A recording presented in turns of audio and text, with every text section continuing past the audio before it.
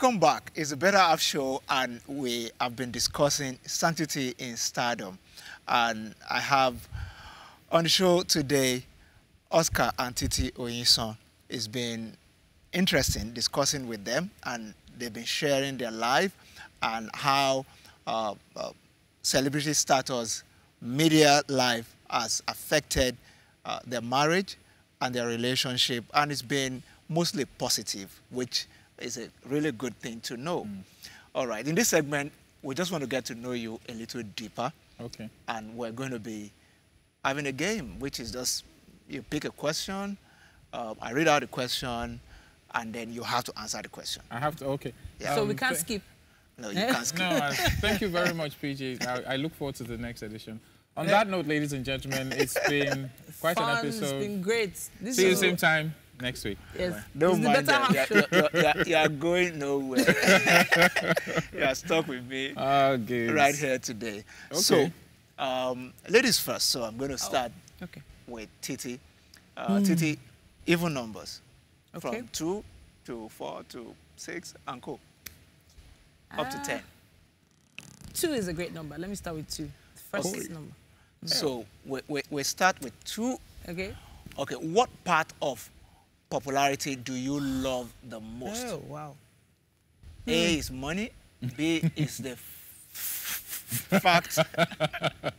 Your friends are jealous of you. Your friends are jealous of Come you. C is that you don't have to cook often. And D is that you have your space. So, do I just have to pick, or can I talk about the options you've given me? Just you need to pick one first. I just have to pick one. A is not there. One that Definitely is most not like there. it. A is not there. B is not there either. Yeah. Some people jealous. D is not there. D is not there because obviously You really don't have your space. Yeah. Not really. Yeah. So I'll probably, go to C. Yeah. Not that I don't have to cook often. I do cook regularly, but that's the only thing that I guess we kind of excuse at home. Because he's never been a pounded yam stroke banga soup kind of, he must be on the table at 10 p.m. And it's always on the move kind of thing, you know. Yeah. Yeah, we're bachelor before. And then there are some amazing chefs that are doing home delivery these days. You know, and the food will be fresh. It won't be frozen. So if you want something fresh, you can actually buy it. You can go with them. All right. So Oscar, it's your turn. My turn. Yes. Number. Yeah. Pick odd number. Odd number. Yeah. Let's try 9. Question number 9. Okay. What's most important to you when it comes to your wife? That she cooks well, that she responds to your advances, whether major or minor. Major or minor? Yeah. PG, what are you saying? That she's supportive of your career, that she takes pride in appearance. Okay, let's do elimination now. She cooks well, I'm a better cook, so that's not there. Yeah, right. I didn't marry her with that one. But funny enough, let me see. That's interesting. You didn't marry me for my cooking. No, it wasn't the cooking. Not that the cooking is bad. No, it's terrible. It's all right. It's not that. Don't worry. It's all right. That's why God made me. Let's go to the advance. She responds to your advances. No, it's not that one. She's supportive of your career. You feel like you don't respond. Huh? No, it's a given. She does. She does. She does. Respond now. Let's see. Yeah. Wait, which advance? Is it the major or the minor? Because the major one, that's based on body, how tired she is, workload.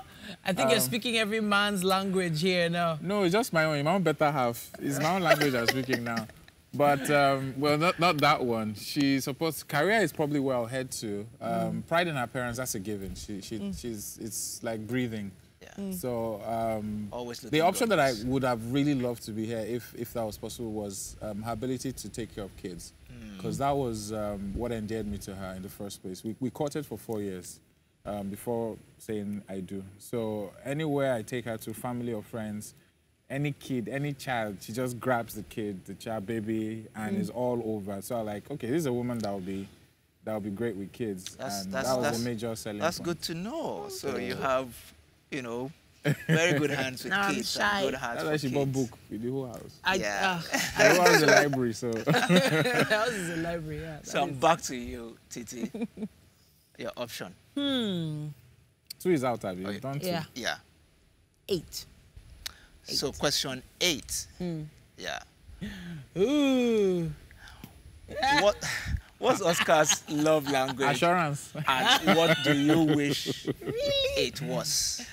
Yeah. Okay. Is it physical touch, acts of service, words of affirmation, receiving gift, quality time? That's a good question, actually. I actually think, I think we should do process of elimination again. Physical touch. I don't think that's his love language. No, that's not his love language.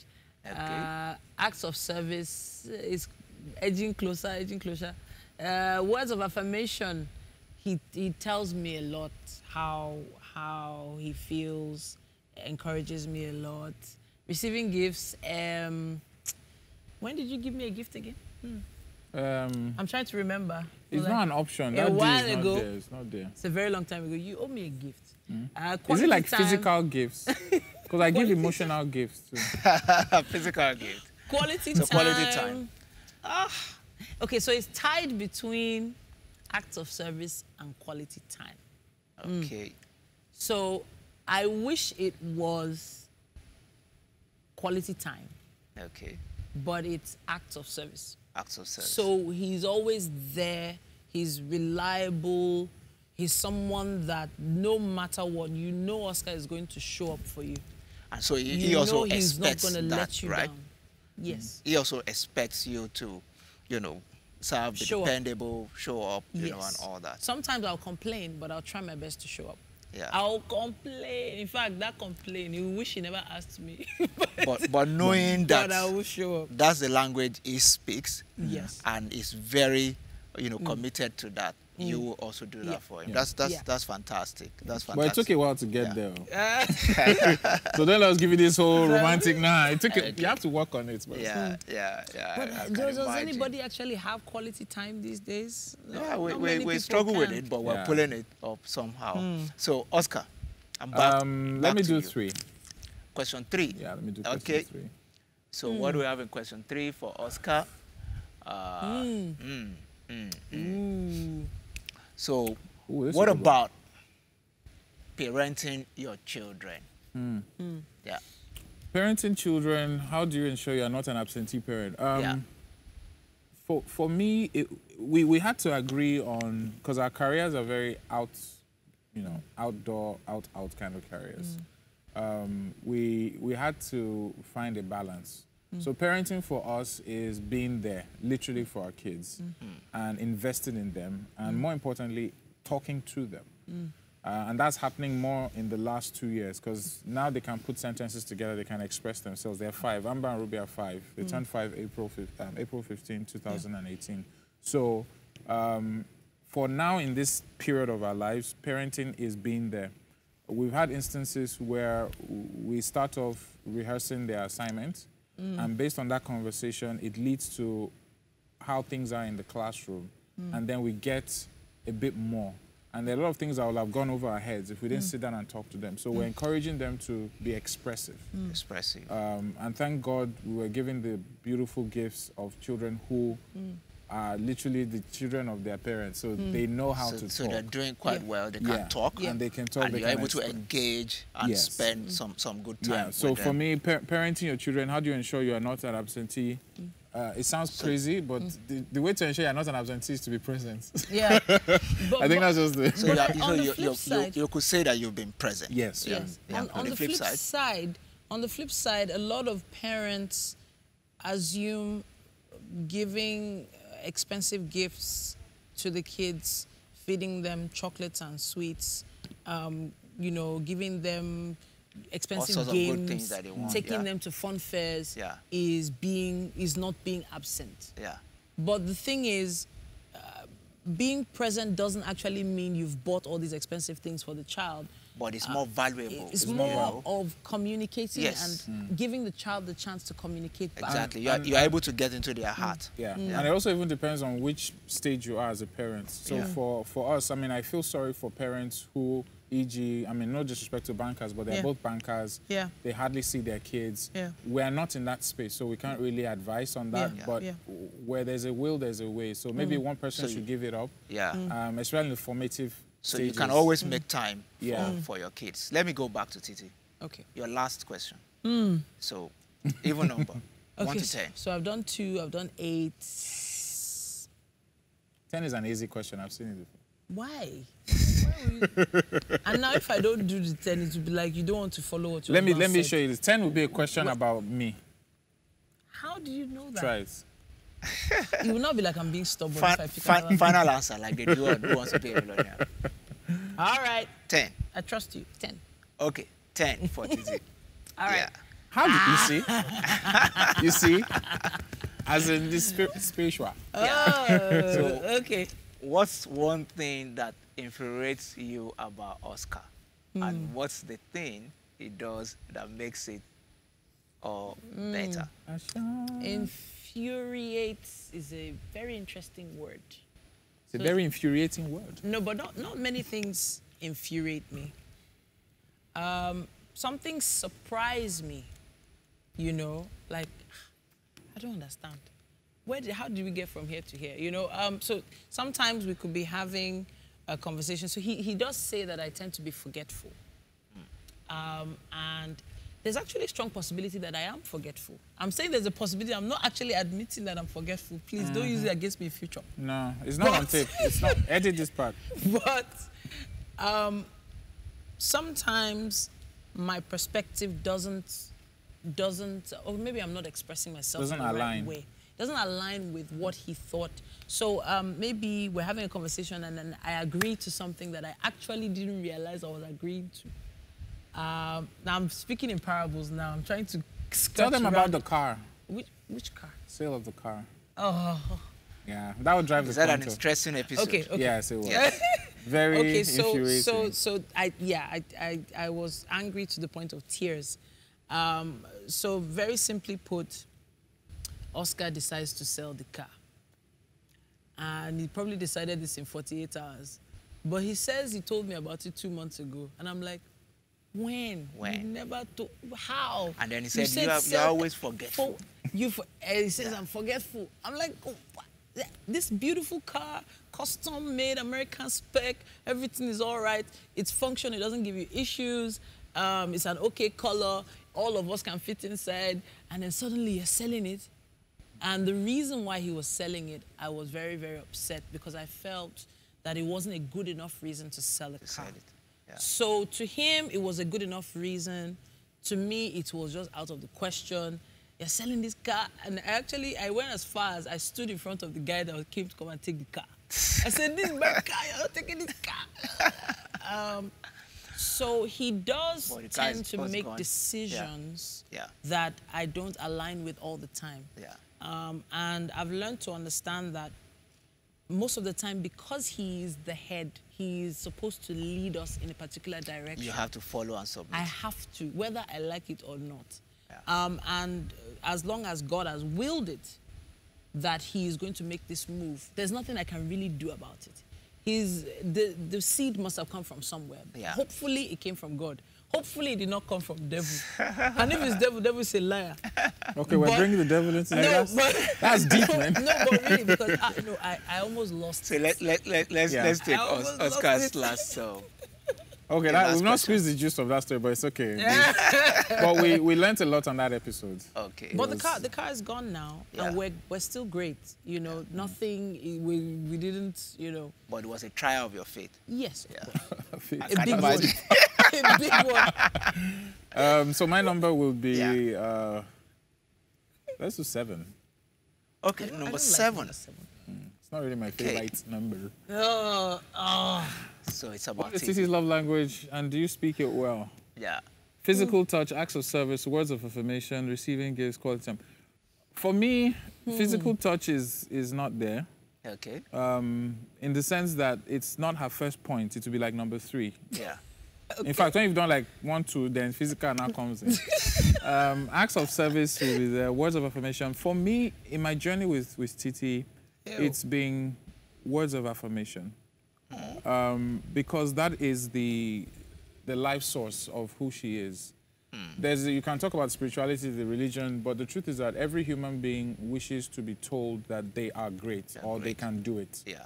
And I had to adjust my role as her friend. Yeah. Not even just as her friend, to be able to reaffirm that, oh, you can do it, you've done so well, oh, that was a good take, that was a good delivery, blah, blah, blah. When you trigger that with my wife, and I think generally most women, it's a ripple effect on other issues. So, for example, she'll want to get freaky in the bed with you, which is physical touch.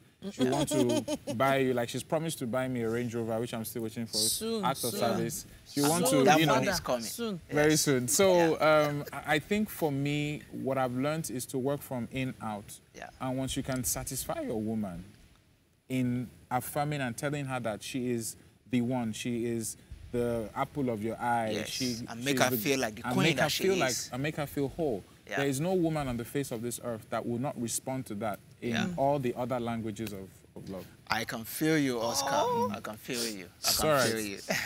You see, even that is part of the words of affirmation. Like, Yes, like tonight now, it's going to get freaky tonight. It's already working magic. You know what I mean? Yeah, that was your plan. Yeah. Okay. Yeah, you're packaging We'll see. yourself on my set, affirmation touch. you know? To the touch. All right. Not there. So, usually on the Better Half Show, we take a That was question. a bad game, by the way. I was scared of it. Yeah. Can we do it again? You know, like, Now you're feeling it. yeah, I'm feeling it. All right. So we usually take a question from one of our followers on social media. Okay. And that's how we wrap up the last, every episode of the Better Half Show. So I want us to take this question from social media. In the heart, it takes some time before things get really lucrative. Do you wait until things are smooth before you get married, or should you just marry and suffer together? So you can imagine when you guys were, just getting paid peanuts, doing, red carpet, hair and all that. This person is saying, if I'm just a starter and, trying to get stories, trying to get this, trying to, depending on what part of the media, should we just marry, slug it out, or wait, let things be a little rosier then? It's a great question, but it's a question that the answer only comes after you have made a move. Yeah. It's not a question where one cap fits all. For us, it was starting small. We're relatively young. Yeah. Peanuts was lower than peanuts. That's what we're getting. But we were working hard and we were not lazy, and we had potential. So the potential is what both of you need to feed off each other in the arts. It's not just in the arts, but generally speaking. I would, if I was going to give a parting advice, would be, if the person is worth all the pain they're going to bring your way, if the person is worth all the joy that they'll bring your way, especially the pain, then go for it. There's an adage that your talent will make way for you, A space for and you, to yeah. make a space for you, and it's also bring you before kings. Yeah. There are people that 10 years ago, what they were doing wasn't fashionable. Yeah. When I graduated from school, I was an engineer. To be on radio wasn't fashionable.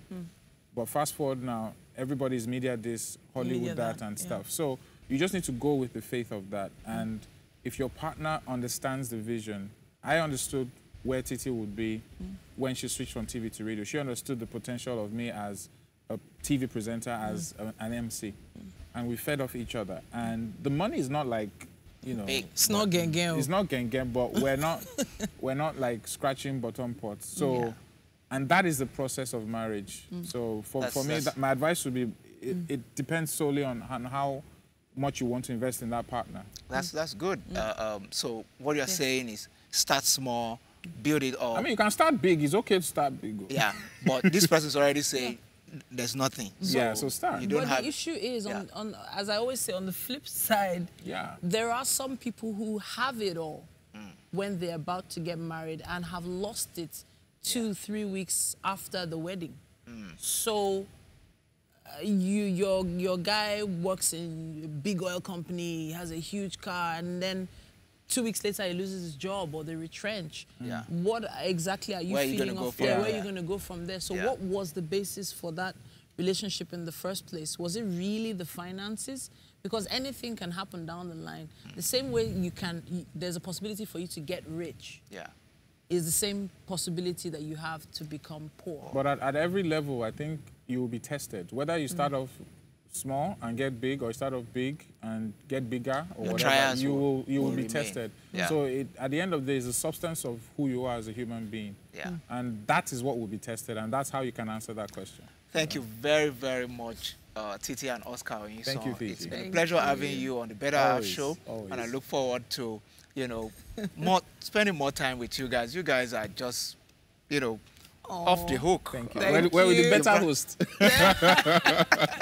Thank you for having us. It's, Thank you so much. it's almost a given, to know that you're experienced, at this, and you're media personalities, and we could see the effect in how Thank you've you. been able to bring this stuff from your heart. And thank you for sharing your life and your marriage with us. Thank you. Thank for you. All right, having us. so Thank don't go away. I'll be back with my final thoughts on this episode, and we will be able to unpack, just in a nutshell, all that we have discussed today, sanctity in stardom. I'll be right back. Stay with me. Welcome back. My final thought on sanctity in stardom with Titi and Oscar Oyinsan. From talking to Titi and Oscar Oyinsan, I can see a deliberate attempt at using their seeming stardom and platforms that they have in media to touch lives. When purpose is not known, abuse, like they say, is inevitable. Many people get the negative side of the media and their popularity because they are in it for no reason. There's no just cause and there's no purpose to follow.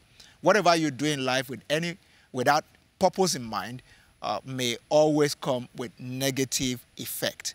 So, do you want to keep your marriage and relationships sane? Be purposeful. Even if you are in the high of the storm in the media or in entertainment industry, with purpose in mind, you will run a good race.